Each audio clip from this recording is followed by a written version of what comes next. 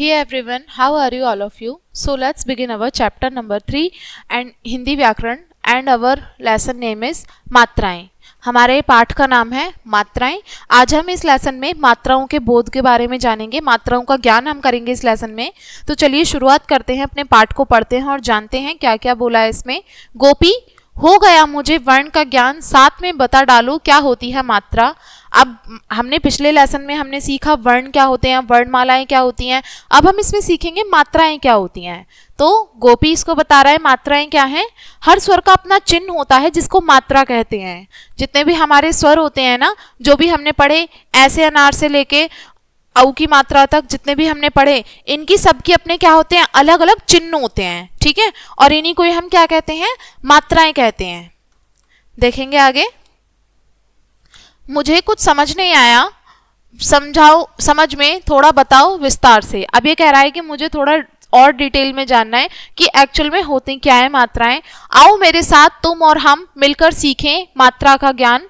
चलिए मात्राओं का ज्ञान सीखते हैं हम, कौन कौन सी मात्राएं होती हैं। जितने भी हमारे स्वर थे, हमने स्वर पढ़े सारे, ऐसे अनार, आ से आम, इनकी अपने अपने चिन्ह होते हैं जिनको हम मात्राएं कहते हैं। और देखते हैं कौन कौन से हैं।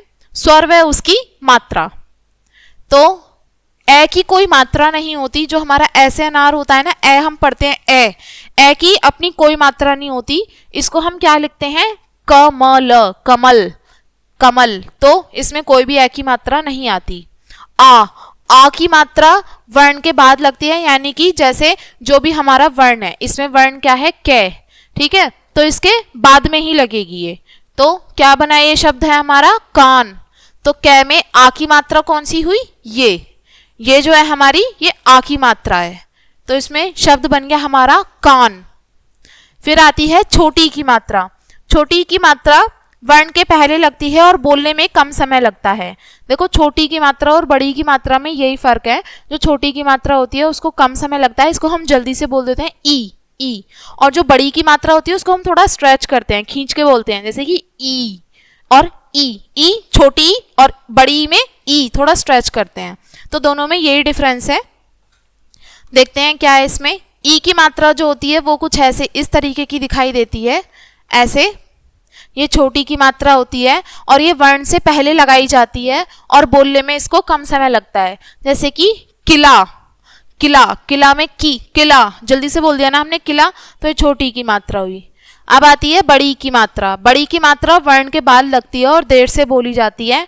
ये जो हमारा वर्ण है इसके बाद लगेगी, ऐसे इसका साइन होता है ये, और ये देर से बोली जाती है। जैसे कि कील, कील में आपने देखा ना कैसे खींचा हमने, स्ट्रेच किया ई को, तो ऐसे ही इसमें इसको थोड़ा खींच के बोलते हैं। अब आती है छोटे ऊ की मात्रा। छोटे ऊ की मात्रा जो भी हमारा वर्ण होता है ना, उसके नीचे लगती है। ये इसका ऐसे साइन होता है छोटे ऊ की मात्रा का, और ये जल्दी बोला जाता है। जैसे छोटी की मात्रा को हम जल्दी बोलते हैं ना, ऐसे ही छोटे ऊ की मात्रा को भी जल्दी से बोलेंगे। जैसे कि इसमें शब्द है हमारा कुर्ता। आपने देखा ना कितनी जल्दी से बोला हमने, कुर्ता, ऊ जल्दी बोल दिया ना। तो यही है इसमें। फिर है बड़े ऊ की मात्रा। बड़े ऊ की मात्रा वर्ण के नीचे लगती है और देर से बोली जाती है। लगती तो ये दोनों सेम ही है, ठीक है, वर्ण के नीचे ही लगेगी, लेकिन ये जल्दी बोली जाएगी और ये देर से बोली जाएगी। इसमें क्या है इसमें, और इसका साइन होता है ऐसे। ये बड़े ऊ की मात्रा होती है और इसको हम थोड़ा देर से पढ़ते हैं। जैसे कि कूदना, आपने देखा ना स्ट्रेच किया इसको, कूदना, ठीक है। तो ये हुए हमारी मात्राओं का ज्ञान। अब हम आगे देखते हैं रै वर्ण पर। अब रै शब्द आता है हमारा। रै एक ऐसा शब्द है जिसके ऊपर मात्राएं तो लगती हैं, लेकिन उसका ज्ञान होना जरूरी है कि कहाँ पे लगती हैं। रै वर्ण पर ऊ व ऊ की मात्रा बीच में लगती है, ठीक है। ये छोटे ऊ की मात्रा, ये बड़े ऊ की मात्रा कहाँ पे लगेगी, बीच में लगेगी। जैसे रै है ना, तो यहाँ पे बीच में लगाई जाती है। चलिए देखते हैं कैसे। रै ऊ, रू, इसमें ये जो रै की छोटे ऊ की मात्रा लगेगी, ये बिल्कुल मिला के लगाते हैं हम। और जो बड़े ऊ की मात्रा होती है वो थोड़ा सा इस तरीके से लगाते हैं, ठीक है। और बोलते हैं हम इसको सेम ही है, जैसे कि रू, रू, सेम ही रहेगा वो दोनों। तो ये रै पे हमने मात्राएं सीखी। मात्राओं का ज्ञान हमने सीखा इसमें कि छोटे ऊ की मात्रा कौन सी होती है, आगे मात्रा कौन सी होती है, बड़ी की मात्रा, सभी हमने जानी इस लेसन में। मात्राओं का ज्ञान था ये। तो बच्चों, मैं आशा करती हूँ कि आपको ये समझ में आ गया होगा मात्राएं कौन कौन सी होती हैं।